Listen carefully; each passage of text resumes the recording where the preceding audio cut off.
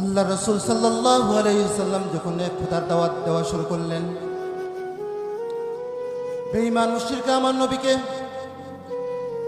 পথে প্রান্তরে আহত, অপমানিত, লাঞ্ছিত শুরু করলো।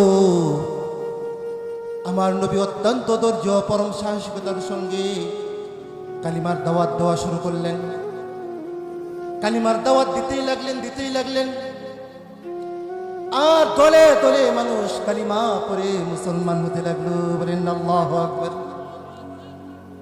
আমার নবী তো এমন নবী, আমার নবী দাওয়াত দিবেন আর কালিমা পড়ে মুসলমান হবে না।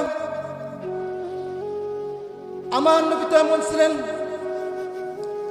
আমার নবী হলেন সর্বশ্রেষ্ঠ নবী, ঠিক কিনা বলেন? আমার নবী এমন নবী, আল্লাহ রাব্বুল আলামিন আমার নবীকে উন্নত মানের চরিত্র দিয়ে এই দুনিয়াতে প্রেরণ করেছেন, ঠিক কিনা বলেন?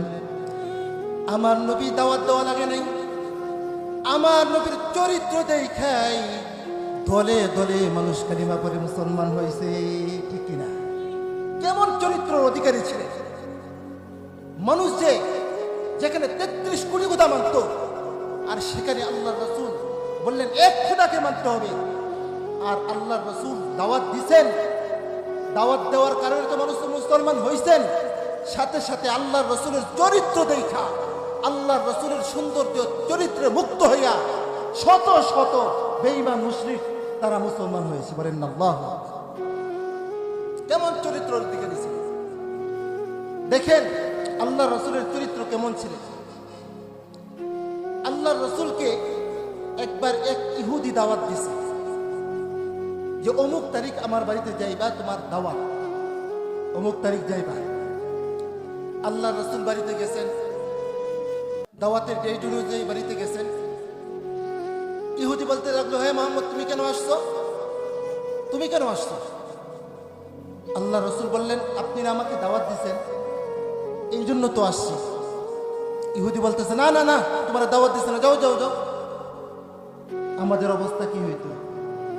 আমাদেরকে যদি কেউ দাওয়াত দিয়া আবার বলতো না তোমার দাওয়াত দেই নাই, আমাদের অবস্থা কি হইতো? আল্লাহর রাসূল কোনো প্রতিবাদ করেন নাই, আল্লাহ রাসূল চলে আসছে, আমাদের অবস্থা হইতো, আরে বেটা আমার কি ঘরে খাবার নাই, তুই দাওয়াত দিছিস, এখন বলিস দাওয়াত দিস না, লাঠি থাকলে তো মাথাত বাড়ি দিতাম, ঠিক কিনা? হ্যাঁ, আল্লাহ রাসূল কোনো প্রতিবাদ করেন নাই, আল্লাহ রাসূল চলে আসছে। ওই ইহুদি আবার দ্বিতীয়বার আবার দাওয়াত দিছে যে হে মুহাম্মদ, তুমি অমুক তারিখ আমার বাড়িতে যাইবা, দাওয়াত দিছে। আল্লাহ রাসূল দ্বিতীয়বার গেছেন তার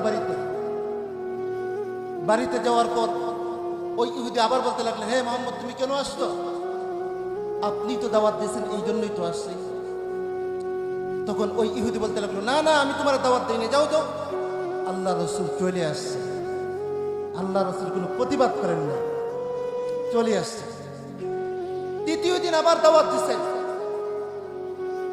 আল্লাহ রাসূল ওই ডেট অনুযায়ী গেছেন, বাড়িতে গেছেন। তখন ওই ইহুদি বলতে লাগলো, আল্লাহর কসম, হে মুহাম্মদ, তোমাকে আমি 3 দিন দাওয়াত দিছি তোমাকে পরীক্ষা করার জন্য। বলেন আল্লাহু আকবার। ওই ইহুদি বলতে লাগলেন, হে মুহাম্মদ, আমি তাওরাত কিতাবে পড়েছি যিনি আখির জামানার পয়গম্বর হবেন, যিনি সর্বশ্রেষ্ঠ নবী হবেন, তিনি হবেন উত্তম চরিত্রের অধিকারী, তার হবেন সুন্দর চরিত্রের অধিকারী, তিনি হবেন অত্যন্ত ধৈর্যশীল।